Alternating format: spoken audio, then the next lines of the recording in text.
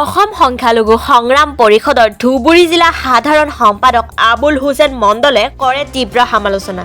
গো মাংসক লৈ ৰাজনীতি নকৰিবলৈ আহ্বান সংখ্যালঘু সংগ্ৰাম পৰিষদৰ। মুখ্যমন্ত্ৰী মহোদয়, গো মাংসক লৈ ৰাজনীতি নকৰিব। আপুনি পাৰিলে অসমত ড্ৰাগছ, মদ, জুৱা আদি বন্ধ কৰক। অসমত ড্ৰাগছ ব্যৱসায়ীৰ পৰা কমিশ্যন পায় অসমৰ মুখ্যমন্ত্ৰী ডক্টৰ হিমন্ত বিশ্ব শৰ্মাই। এই অভিযোগ অসম সংখ্যালঘু সংগ্ৰাম পৰিষদ ধুবুৰী জিলাৰ সাধাৰণ সম্পাদক আবুল হুছেইন মণ্ডলৰ। অসমৰ মুখ্যমন্ত্ৰী ডক্টৰ হিমন্ত বিশ্ব শৰ্মা যিটো মন্তব্য কৰিছে সেইটো দুৰ্ভাগ্যজনক কথা।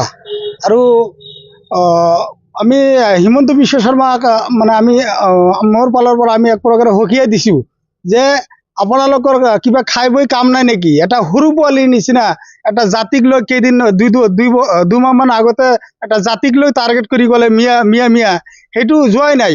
আপোনালোকে গধূলি এটা কথা কয়, পুৱাতে এটা কথা কয়, আপুনি পাৰিব নেকি? অসম সংখ্যালঘু সংগ্ৰাম পৰিষদৰ এক বিন্দু তেজ থকালৈকে হিমন্ত বিশ্ব শৰ্মা আপোনাক সকীয়াই দিছোঁ। গো মাংস ধুবুৰী অল অসমত চলিবই।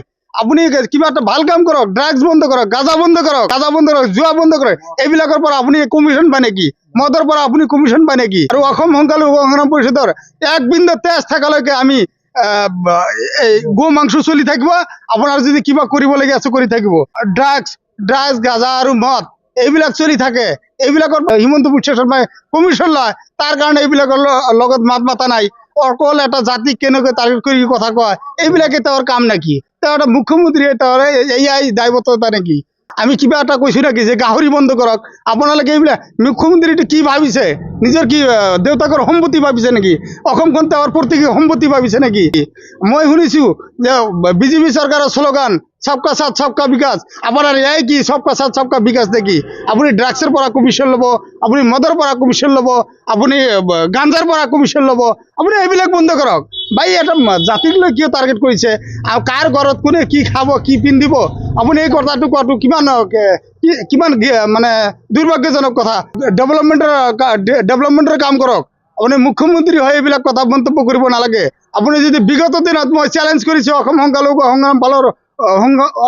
সংগ্ৰাম পৰিষদৰ ফালৰ পৰা যে আমি বিগত দিনত যেনেকৈ চলি আছোঁ আৰু চেলেঞ্জ আমি হিন্দু মুছলিম একেলগে মিলি জুলি চলিম। আমি জাতিক লৈ আমি টাৰ্গেট নকৰোঁ।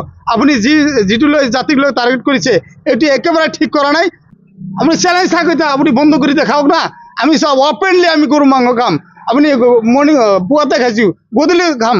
আপুনি যদি আপোনাৰ যদি কিবা দম আছে আপুনি গো মাংস বন্ধ কৰি দেখাওক। বিলাসীপাৰাৰ পৰা শ্বৰীফ আহমেদৰ ৰিপৰ্ট, E24 লাইভ ব্ৰেকিং।